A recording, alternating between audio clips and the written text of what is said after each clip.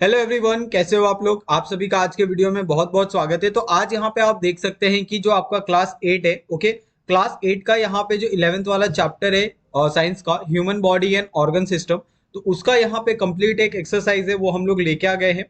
अगर आप इस एक्सरसाइज में सबसे पहला क्वेश्चन यहाँ पे अगर आप देखते हो कि find out my partners, okay, तो यहाँ पे ग्रुप ए और ग्रुप बी यहाँ पे आपको दो दिया है, जिसमें ग्रुप ए में आपको हार्ट बीट दिया है, आरबीसी यानी रेड ब्लड कार्पल्कल्स, डब्ल्यूबीसी यानी व्हाइट ब्लड कार्पल्कल्स, और blood donation, normal body temperature, pH of oxygenated blood, okay. तो ये सारी चीजें दी है। और ग्रुप बी में आप देखोगे तो 350 ml, 7.4, 37 degree Celsius, 72, 50 to 60 lakh mm³ और 5000 to 6000 स्क्वायर पर मीटर mm³ ओके। तो यहाँ पे हमने आप देखोगे कि सभी को मैच किया है प्रॉपर तरीके से, ओके।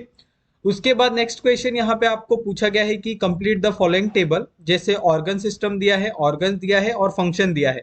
सबसे पहले रेस्पिरेटरी सिस्टम में क्या कौन कौन से ऑर्गन्स आते हैं। नोज आता है, पैरिंग्स आता है, विंड पाइप, लंग्स, फिर एल्वेलस और डायफॉर्म। तो यहाँ पे उनके सामने ही उनका एक फंक्शन है, वो भी यहाँ पे आपको दिया गया है। आपको बहुत अच्छे से ये सारा का सारा जो है वो आंसर आपको समझ में आ जाएगा, ओके। नेक्स्ट यहाँ पे ऑर्गन दिया है सर्कुलेटरी सिस्टम, जिसमें आप हार्ट, आर्टरीज और वेन्स, ये तीन यहाँ पे जो मोस्ट इंपॉर्टेंट ऑर्गन्स होते हैं और सर्कुलेटरी सिस्टम के अंदर, वो यहाँ पे आपको दिए हैं। और उनके फंक्शन भी यहाँ पे आपको उसके सामने ही देखने को मिलने वाले हैं, ठीक है। नेक्स्ट क्वेश्चन यहाँ पे आपको पूछा गया है कि draw the neat label diagram, okay, जिसमें सबसे पहला आपको पूछा गया है रेस्पिरेटरी सिस्टम का। तो रेस्पिरेटरी सिस्टम का यहाँ पे जो डायग्राम है वो आप बहुत अच्छे से देख सकते हैं, ब्लॉक डायग्राम हमने यहाँ पे बनाया है। और साथ में इसको बहुत अच्छे से सारे के सारे जो पार्ट्स है उसको लेबल करके दिया है, चाहे लेरेंक्स हो, वॉइस बॉक्स है, ओके। ये सारी चीजें यहाँ पे आप प्रॉपर तरीके से देख सकते हैं।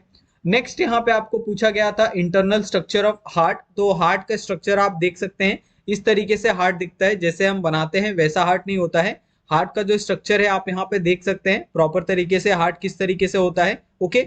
यहाँ पे आप हार्ट्स के अलग अलग पार्ट्स को, अलग अलग फंक्शन को, ये सारी चीजों को यहाँ पे आप देख सकते हैं प्रॉपर तरीके से। ईच एंड एवरी पार्ट को यहाँ पे डिस्क्राइब किया गया है और यहाँ पे लिखा गया है, ओके। उसके बाद यहाँ पे अगर आप नेक्स्ट क्वेश्चन को देखते हो, जहां पे आपको पूछा गया है कि explain with the reason human blood is red colour, okay.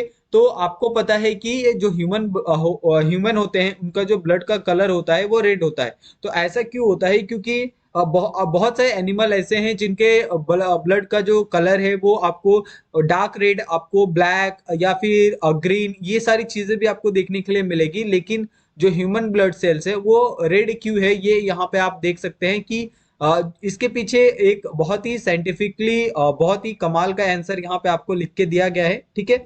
उसके बाद नेक्स्ट यहाँ पे अगर आप क्वेश्चन देखते हो कि upward and downward movement of the diaphragm occur constitute consecutively, okay. तो इसका आंसर आप यहाँ पे देख सकते हो कि किस तरीके से जो ये होते हैं, डायफ्राम होते हैं, वो अपवर्ड डाउनवर्ड मूवमेंट करते रहते हैं कंटिन्यूअसली। तो उसके इसका यहाँ पे जो पूरा कंप्लीट आंसर है वो आपको यहाँ पे देखने के लिए मिल रहा है, ओके। नेक्स्ट क्वेश्चन यहाँ पे आपको दिया गया है कि blood donation is considered to be the superior of all donation, okay. क्योंकि ब्लड डोनेट करके आप किसी की लाइफ को सेव कर रहे हो, इसके लिए इसको सुपीरियर ऑफ ऑल डोनेशन में रखा जाता है। क्योंकि आप ये सिर्फ ब्लड डोनेट करके आप कुछ आप ये नहीं कर रहे हो, आप किसी के आप कोई आपकी तारीफ नहीं कर रहा, बल्कि आप ये जो ब्लड डोनेट कर रहे हो इससे आप एक आदमी अगर ब्लड डोनेट करता है तो एक आदमी से, सामने वाला एक आदमी की जो जान है वो बच सकती है ब्लड डोनेशन से। तो ये बहुत ही इंपॉर्टेंट है कि आप किसी और की लाइफ को सरवाइव कर रहे हो, आप किसी और की लाइफ को आप जीवन दान दे रहे हो, तो इससे अच्छा काम और कोई हो नहीं सकता, ओके। नेक्स्ट यहाँ पे क्वेश्चन आपको पूछा गया है कि person with the O blood group is consider as the universal donor, okay. तो यहाँ पे आपको ये बात जान के बहुत ही ये लगेगा, लेकिन ओ ब्लड ग्रुप वाले जितने भी लोग होते हैं उनको यूनिवर्सल डोनर कहा जाता है।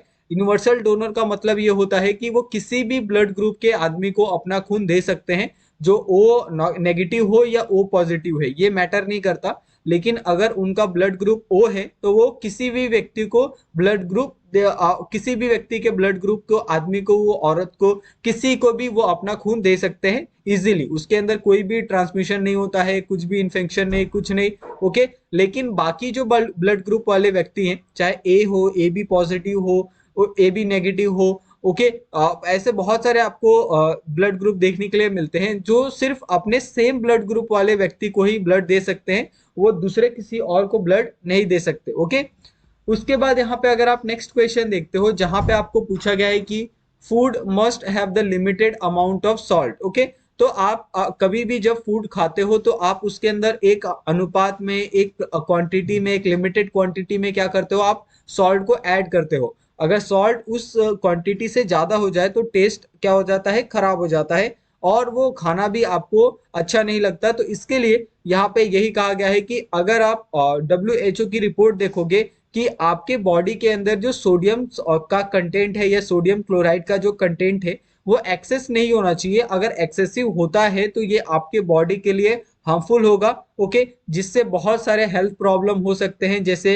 हाई ब्लड प्रेशर हो सकता है आपको, उसके बाद कार्डियोवास्कुलर डिसीज जैसे हो सकते हैं, यानी हार्ट अटैक आना। ये सारी चीजें भी होती है अगर आप बहुत ज्यादा सॉल्टी चीजों को खाते हो। अगर आपका ब्लड का जो ये है सोडियम क्लोराइड का जो कंटेंट है अगर आपके बॉडी के अंदर ज्यादा है तो इससे आपके हेल्थ के ऊपर बहुत इसका नेगेटिव इम्पैक्ट पड़ता है। ओके, नेक्स्ट क्वेश्चन यहाँ पे आपको पूछा गया है कि answer the following question in your own word, explain the functional correlation of the circulatory system with the respiratory, digestive and the excretory system. Okay, तो यहाँ पे सभी चीजों का जो आंसर है यहाँ पे आप प्रॉपर तरीके से देख सकते हो।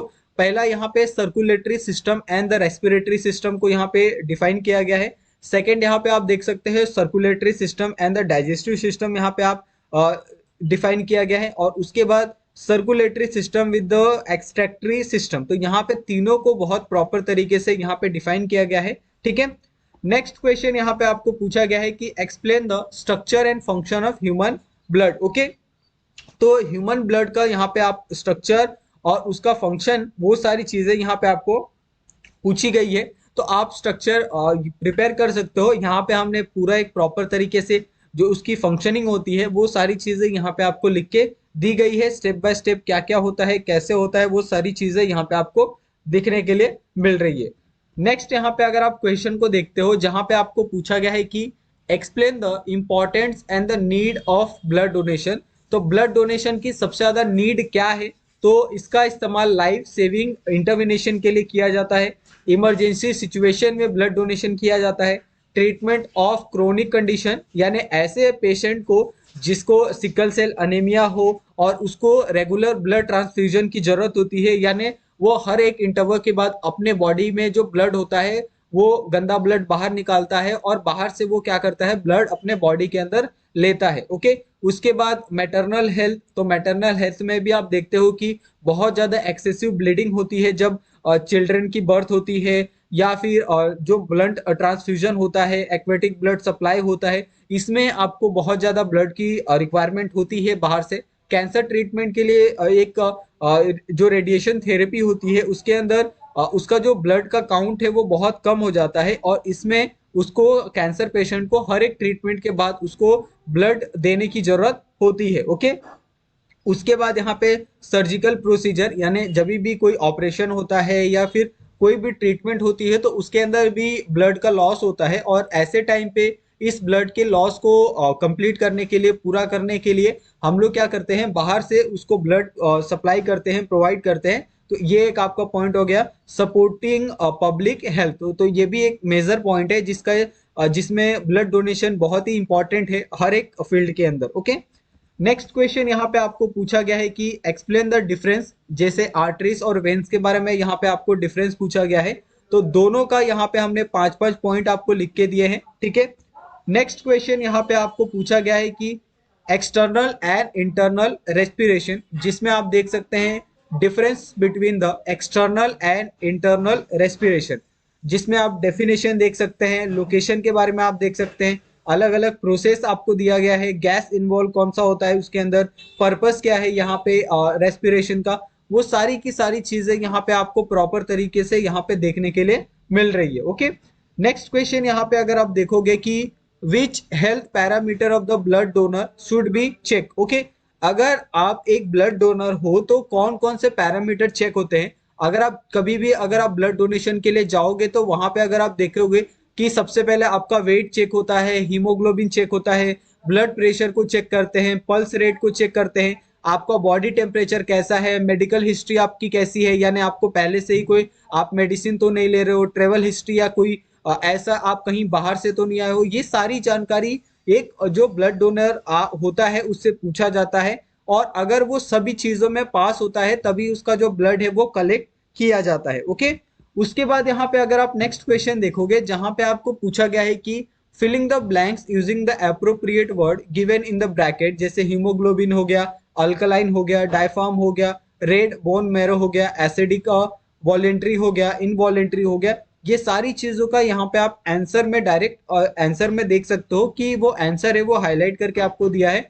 यहाँ पे हमने जो डायरेक्ट जितने भी फिलिंग द ब्लैंक्स के क्वेश्चन थे उसका आंसर हमने डायरेक्ट आपको लिख के दे दिया है। ठीक है, उसके बाद यहाँ पे अगर आप नेक्स्ट क्वेश्चन को देखते हो जहां पे आपको पूछा गया है कि find the odd one out, यानी आपके पास ऑप्शन होता है, चार ऑप्शन होते हैं, चार ऑप्शन में से एक कोई ऑप्शन होता है जो क्या होता है गलत होता है, आपको गलत होता है या वही ऑप्शन सही होता है, उसको ऑप्शन को आपको क्या करना है बाहर निकालना है, यानी वो क्या हो गया सभी में एक अलग हो गया, इसके लिए हम लोग उसको क्या करते हैं ऑड वन आउट। तो जो भी ऑड होगा उस वन को हम क्या करेंगे आउट कर लेंगे। यहाँ पे भी आपको चार ऑप्शन दिए हैं, चार क्वेश्चन दिए हैं, ए ओ के A B B. Okay, blood plasma, platelets, blood transfusion, blood corpuscles, उसके बाद trachea, alveoli, diaphragm, capillaries. Okay, उसके बाद न्यूट्रोफाइल, ग्लोबुलिन्स, एल्मुनिन्स, उसके बाद प्रोथ्रमिन। तो ये सारी चीजें यहाँ पे आपको दी है और इसके अंदर से आपको ऑड वन आउट को क्या करना है फाइंड करना है और उसको लिखना है, और साथ में उसका जो रीजन है वो भी यहाँ पे आपको देना है। ओके, नेक्स्ट क्वेश्चन यहाँ पे अगर आप देखते हो जहां पे आपको पूछा गया है कि read the following paragraph and identify the diseases. यहाँ पे आपको एक पैराग्राफ दिया है, उसके नीचे ही यहाँ पे आप देख सकते हो टुडे से यहाँ पे आपको पैराग्राफ दिया है बिकम ब्लू तक, और उसका आंसर भी यहाँ पे हमने लिख के दिया है कि ये किस डिजीज को आइडेंटिफाई करता है और किस डिजीज को ये आइडेंटिटी करता है। तो ये सारी चीजें यहाँ पे आप प्रॉपर तरीके से आंसर में देख सकते हो। ओके, नेक्स्ट क्वेश्चन यहाँ पे आपको पूछा गया है कि your neighbouring uncle has been diagnosed with the hypertension, what should be do to keep him blood pressure within the normal range. Okay, अगर आपके आस पड़ोस में कोई ऐसा व्यक्ति है जिसको हाइपरटेंशन की बीमारी है, यानी वो बहुत ज्यादा टेंशन लेता है, उसका बीपी हमेशा हाई होता है, ब्लड प्रेशर हमेशा हाई होता है, उसको बहुत ज्यादा वो सोचता है, टेंशन लेता है, तो आप ऐसे व्यक्ति को आप किस तरीके से काम रख सकते हो, कैसे उस व्यक्ति को आप नॉर्मल रख सकते हो। तो यहाँ पे आपको कुछ प्रिकॉशन दिए हैं, कुछ चीजें यहाँ पे आपको बताई गई है। सबसे पहला तो मेडिकेशन, ये सबसे इंपॉर्टेंट होता है। हेल्दी डाइट, ये भी एक इंपॉर्टेंट चीज है कि आप क्या खा रहे हो उसके ऊपर भी डिपेंड करता है आपका हेल्थ। लिमिटेड अल्कोहल कंजप्शन, तो ये सारी चीजों को आपको बिल्कुल बंद कर देना है। ओके, रेगुलर फिजिकल एक्टिविटी, इसको आप जितना कर सकते हो रेगुलरली आपको करना है। ओके, वेट मैनेजमेंट, आपको वेट मैनेजमेंट के ऊपर बहुत ज्यादा ध्यान देना है कि आपका जो वेट है वो बहुत ज्यादा गेन नहीं होना चाहिए और बहुत ज्यादा लॉस भी नहीं होना चाहिए, वो सारी चीजों को आपको देखना है। तो क्विट स्मोकिंग, तो स्मोकिंग को आपको बिल्कुल क्विट कर देना है। स्ट्रेस मैनेजमेंट, आप इसके लिए बहुत सारे मेडिटेशन कर सकते हैं, डीप ब्रीदिंग एक्सरसाइज कर सकते हैं, योगा कर सकते हैं, और भी बहुत सारे ऐसे हॉबी है जिनसे आप कर सकते हैं और आपके हाइपरटेंशन को आप कंट्रोल में रख सकते हैं। ओके, उसके बाद यहाँ पे लास्ट क्वेश्चन अगर आप देखोगे जो है आपका project topic, collect information about the various modern treatment on the heart diseases. Okay, तो आज के टाइम पे अगर आप देखोगे तो आज के टाइम पे आपको बहुत सारे ऐसे जो मॉडर्न हार्ट डिजीज ट्रीटमेंट है वो आपको देखने के लिए मिलते हैं। सबसे पहला जो मेडिकेशन है, मेडिकेशन तो आपको पहले भी था और अभी भी है, लेकिन आज के समय में आपको कार्डियोलॉजी देखने के लिए मिलता है, कार्डियक सर्जरी आपको देखने के लिए मिलती है, उसके बाद कार्डियो इलेक्ट्रोफाइसोलॉजी आपको देखने के लिए मिलती है, मिनिमली इंसेंसिव प्रोसीजर आपको देखने के लिए मिलता है। तो ये सारे बहुत सारे ऐसे ट्रीटमेंट के जो मेथड है वो आपको हार्ट डिजीज के प्रॉब्लम के अंदर आपको अभी नए नए आपको बहुत सारे ऐसे मेथड आपको देखने के लिए मिलते हैं जिससे बहुत एक्यूरेटली किसी भी डिजीज को आइडेंटिफाई किया जाता है और साथ में उसको क्योर किया जाता है। ओके, तो इस तरीके से यहाँ पे ये बहुत ही कमाल का एक जो लेसन है उसका एक्सरसाइज यहाँ पे खत्म होता है। अगर आपको इसके अंदर कुछ भी डाउट लगता हो या फिर कुछ भी प्रॉब्लम होगा तो प्लीज आप लोग हमें कमेंट करके पूछ सकते हैं। आप चाहें तो हमें इंस्टाग्राम और टेलीग्राम पे भी आप हमें मैसेज कर सकते हैं। ओके, और अगर आपको हमारी वीडियोस पसंद आई तो प्लीज आप वीडियो को आप लाइक कीजिए। आप अपने दोस्तों के साथ भी वीडियो को आप शेयर कर सकते हैं और हमारे चैनल को सब्सक्राइब करना बिल्कुल मत भूलिएगा ताकि आपको ऐसे ही बहुत सारे कमाल के वीडियो हमेशा मिलते रहें। तो थैंक यू सो मच आप सभी का, मिलते हैं हम लोग नेक्स्ट वीडियो में।